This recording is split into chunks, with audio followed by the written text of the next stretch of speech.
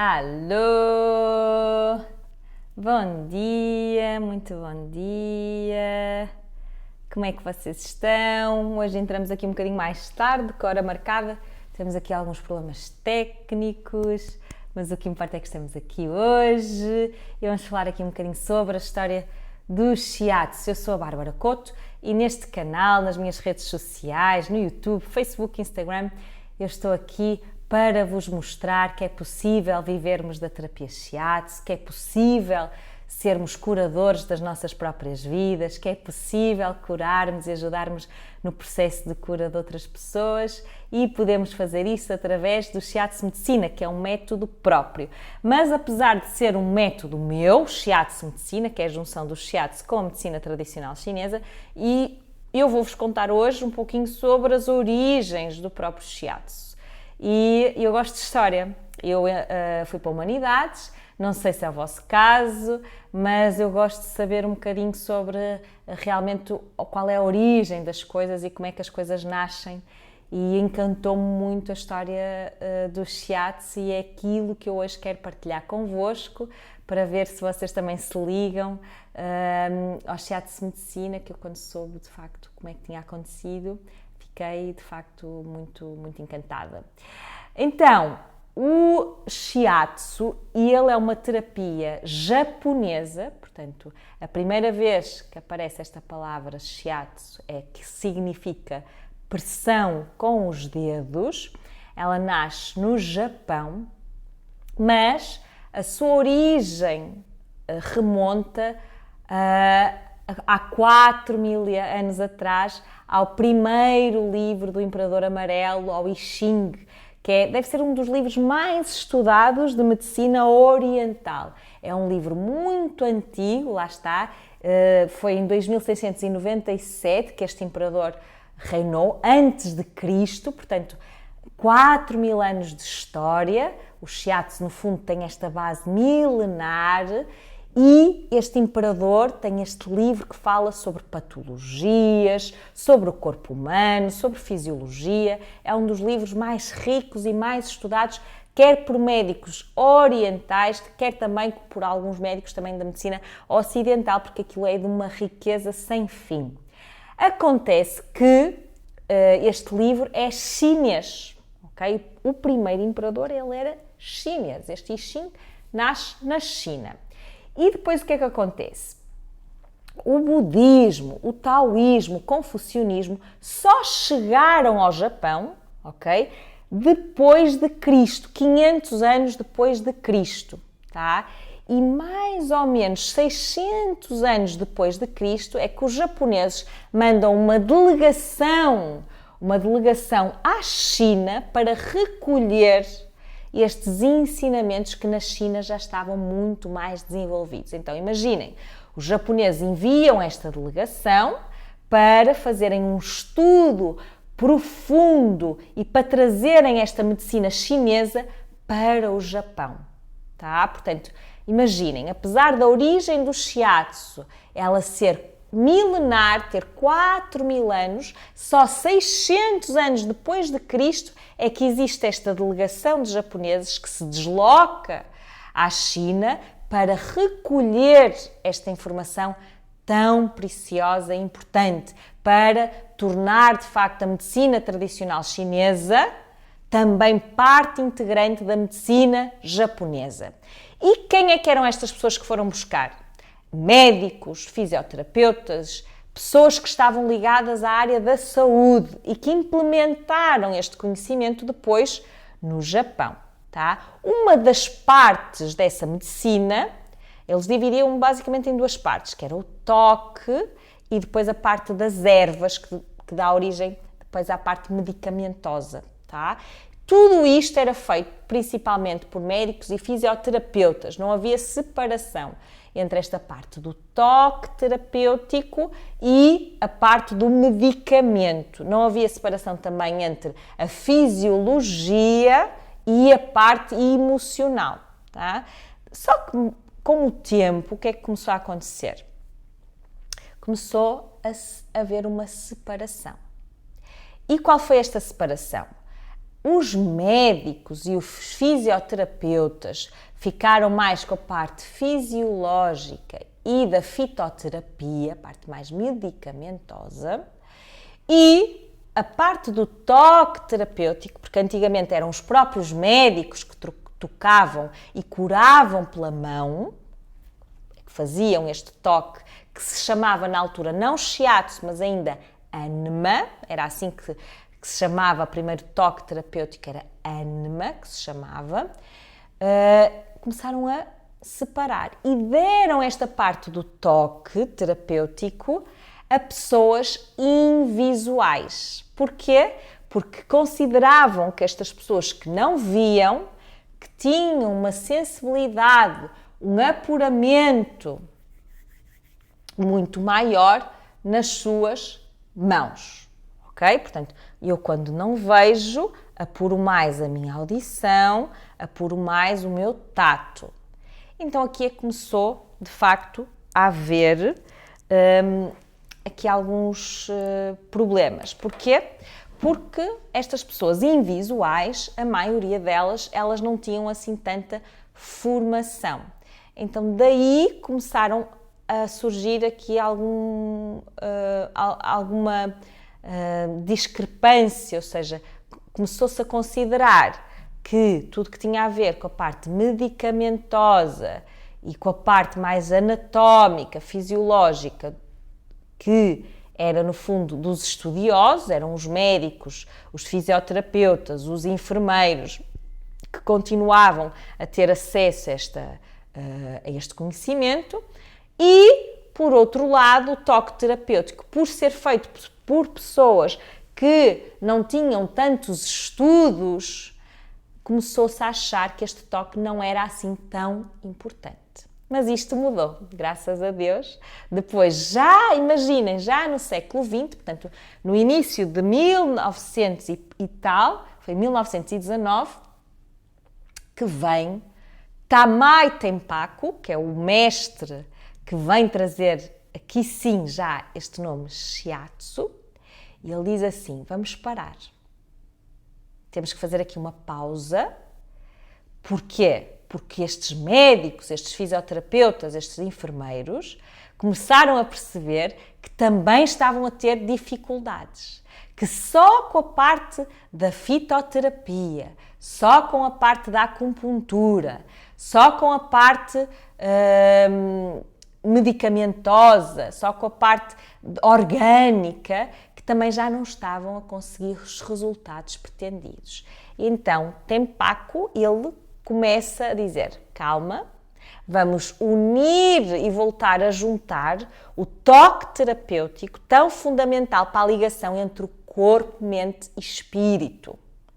O toque é o que faz esta ligação, porque o nosso corpo ele tem memórias, ok? E ele precisa de ser limpo, ativado, desbloqueado, para que também a nossa parte mental comece a acompanhar.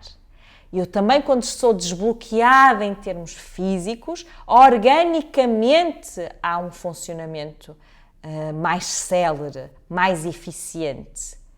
Não é só com cirurgia, com bisturi, com intervenção direta que eu posso resolver questões de saúde.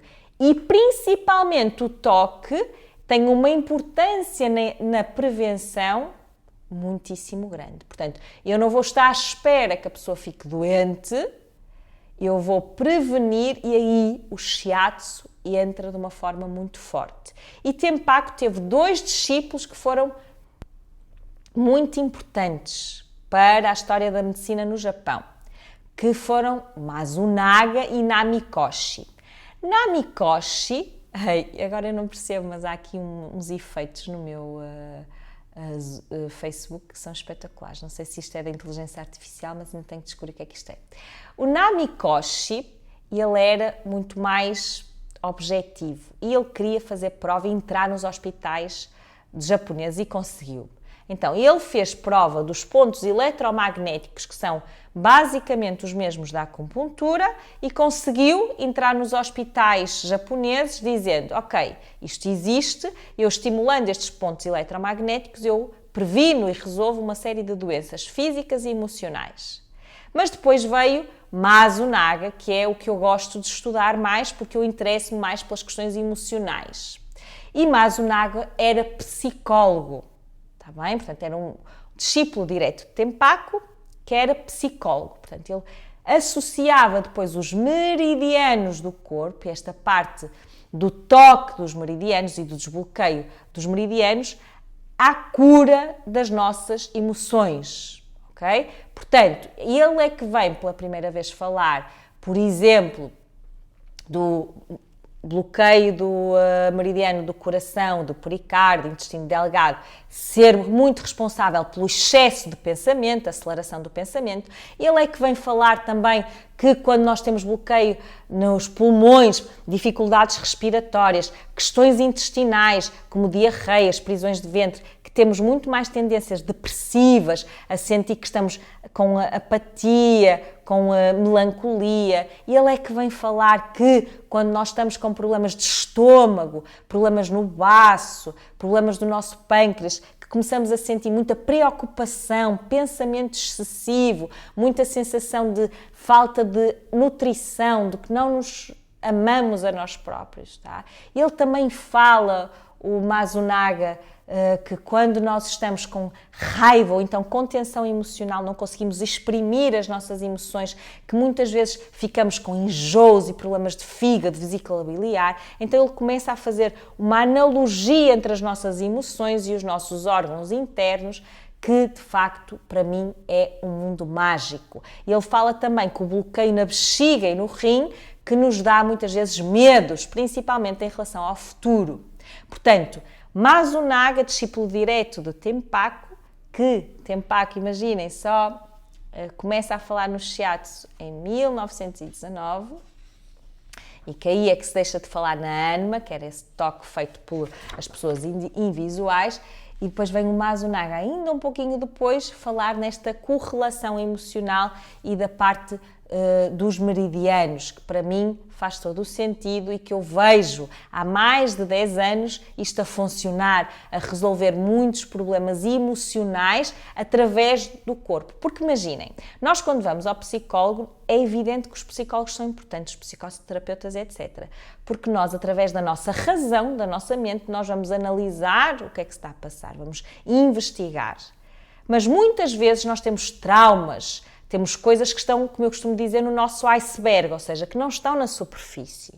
São memórias que o nosso corpo grava, tá? Então nós precisamos de ir a essa parte do iceberg, que está debaixo da água, que nós não acedemos. Então nós vamos tocando e mexendo nesses canais.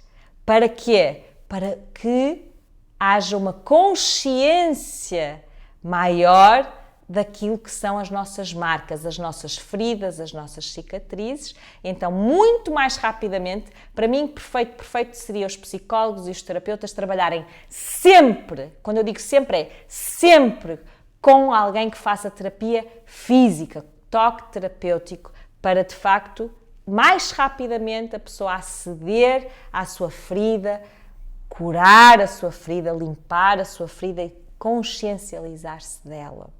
Bem?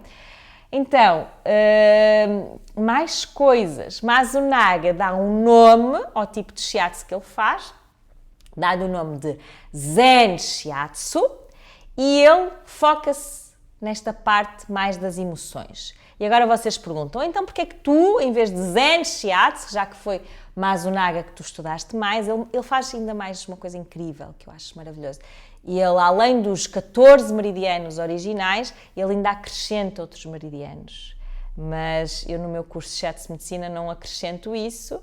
Porquê? Porque eu julgo que mais do que estar a acrescentar meridianos, que era necessário, na minha perspectiva, Bárbara Couto diz, não quer dizer que Masunaga esteja certo ou errado, aqui não há certos nem errados, mas na minha perspectiva, o que falta mais a Masunaga é a parte do diagnóstico. Eu perceber qual é a origem, qual é a causa e perceber cronologicamente como é que eu posso fazer um atendimento mais eficaz e que a pessoa sinta mais rapidamente que ou preveniu ou curou mesmo alguma patologia emocional ou física. Então, eu chamo-lhe Shiatsu Medicina porque o meu estudo maior foi sobre a medicina tradicional chinesa.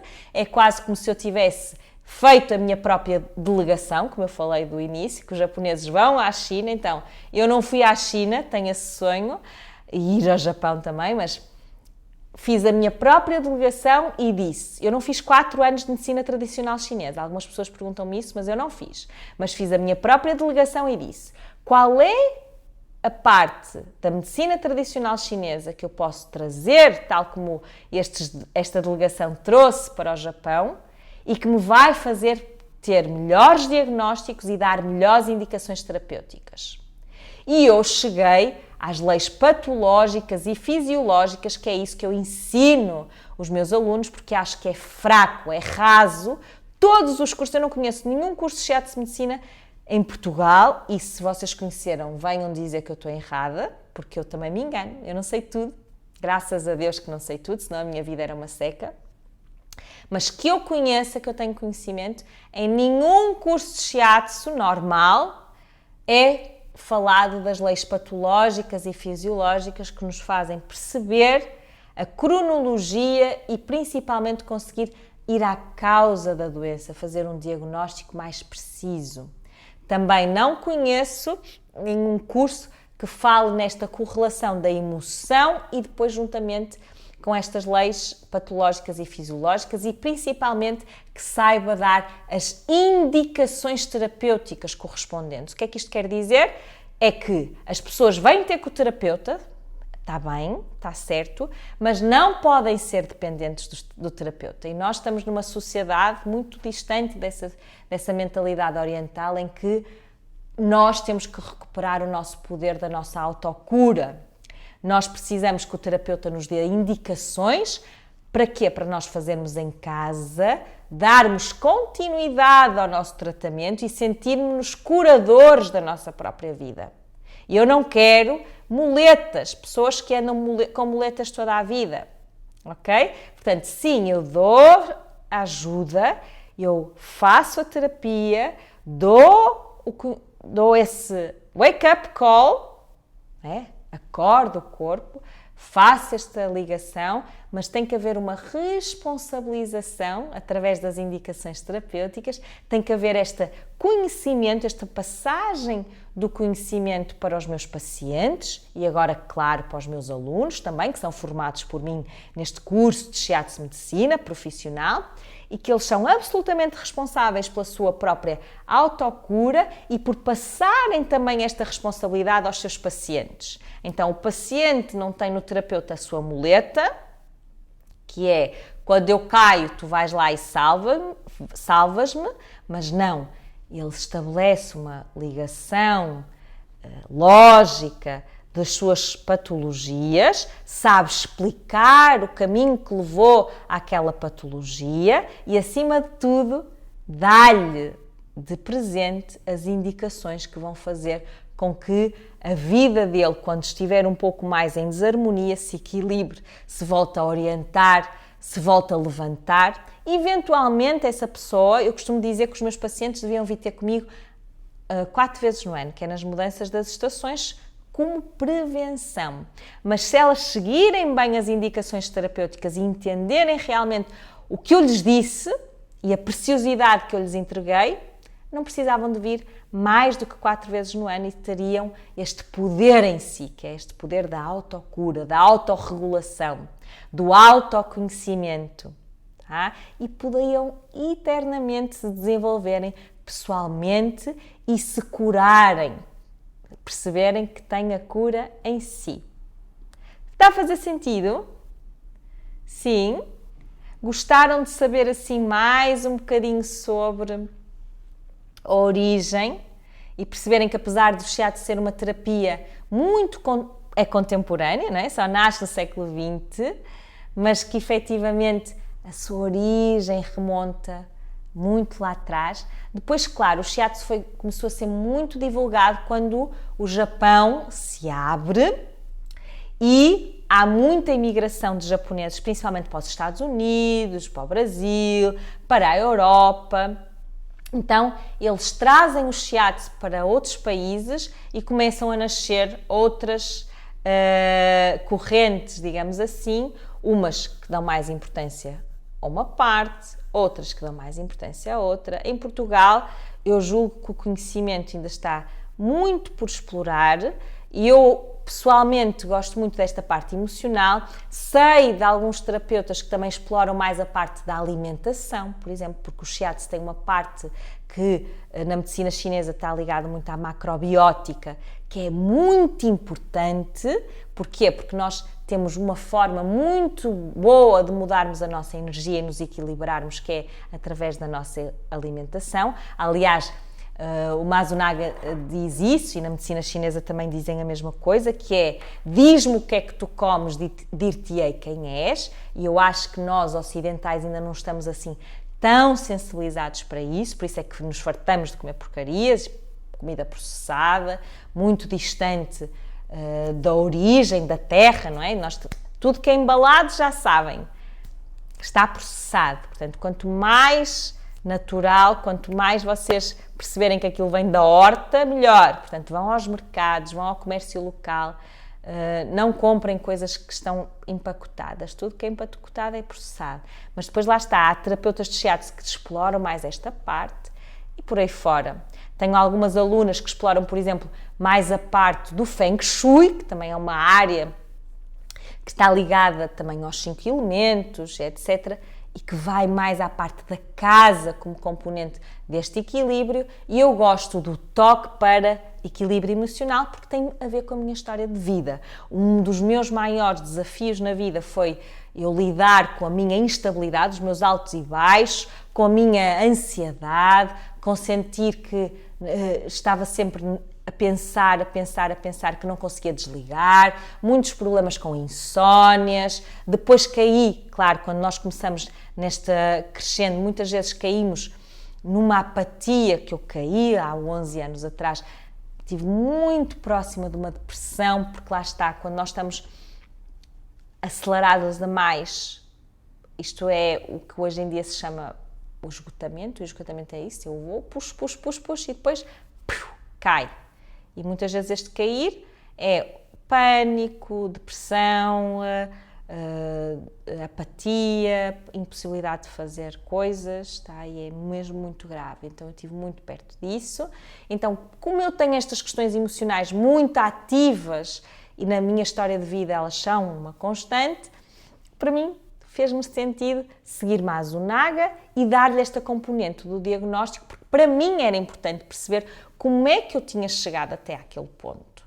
Como é que eu, que era uma pessoa que me considerava ativa, alegre, positiva, gostava de cantar e dançar, como é que eu tinha chegado àquele ponto e ainda só tinha 28 anos. Eu agora tenho 41, tá? Isto já foi há uns anos atrás, mas na altura que eu caí lá no fundo do poço tinha 28 anos apenas, está bem? Portanto, espero que tenham gostado, espero que tenham entendido que todo este conhecimento é um conhecimento que é, de facto, muito estudado, vem de uma consciência também coletiva, muita gente que estudou sobre isto, muitas mentes a pensarem, a terem um entendimento sobre isto, a explorarem. Isto não é esoterismo, isto não é bruxaria, isto deve ser cada vez mais uma aliança entre a medicina ocidental, que é ótima, porque eu também já tive uma apendicite, eu também já tive problemas nos olhos, tive que ser operada, portanto é bom haver esta parte da medicina. Eu tenho que tomar medicação quando estou com anemia, está bem? Portanto, é bom esta parte da medicina ocidental, ninguém está a dizer que elas são alternativas, eu nem gosto desse nome, não são alternativas, elas são complementares, elas devem ser uma aliança. Agora, o que não me cabe na cabeça é um médico não tocar o seu paciente. Tá? Por isso é que cada vez mais nos meus cursos eu tenho médicos, enfermeiros. Como é que um enfermeiro pode não tocar o seu doente? Pode não curar com as suas mãos? Isto cada vez mais tem que ser dissolvido e eles podem, de facto, nos ajudar muito, mas também pessoas que não estão ligadas à área da saúde, ao fazerem este toque terapêutico, vão estar a ajudar imenso as suas famílias, os seus pacientes e, acima de tudo, como é uma troca, e isto foi o maior insight que eu tive nos últimos anos, é eu, ao ser terapeuta, ao nomear-me, isto é uma nomeação, eu sou, no meio de terapeuta, eu sou curadora dos outros e automaticamente há aqui um clique que se dá e eu responsabilizo-me pela minha autocura. Porque como há esta troca, há uma responsabilidade em eu também entrar neste meu processo de autocura. Então, eu ao curar os outros, curo-me a mim. Então, isto é uma mandala perfeita. Entendem? Há uma correlação direta e é isto que eu não vejo tanto nos profissionais de saúde. Vejo profissionais de saúde cansados, desgastados, mas o toque e esta responsabilização que vem muito da medicina oriental, tá? Que é esta cura de dentro para fora, é a responsabilização do curador interno também, que faz com que eu esteja relaxada quando eu estou a dar uma terapia, eu esteja bem, eu não sinta que aquilo é trabalho, porque eu estou em autorregeneração também. Estou muitas vezes em meditação em ação. Boa? Gostaram de saber um pouco sobre esta história do shiatsu? Sim? Gostaram desta live? Deixem os vossos comentários, se tiverem dúvidas, vão deixando. Se tiverem a ver a gravação, também podem deixar depois, ao verem a gravação, que eu farei todo o gosto em comentar. Já sabem, todas as semanas estou aqui para contribuir mais um pouco e eu espero é que vocês sigam, que aprendam. Tenho recebido mensagens incríveis e é isso que eu quero, que vocês participem, que aprendam cada dia mais um bocadinho, que sintam que de facto podem mudar a vossa vida, que se pode de facto viver de uma maneira diferente, abraçar a vida com a gratidão, com a alegria e mesmo nos momentos menos bons, respirar e dizer, foi bom. Porquê? Porque eu aprendi com isto. Está bem? Portanto, muito obrigada a todos que estão desse lado e até para a semana. Beijinho, beijinhos, fiquem bem.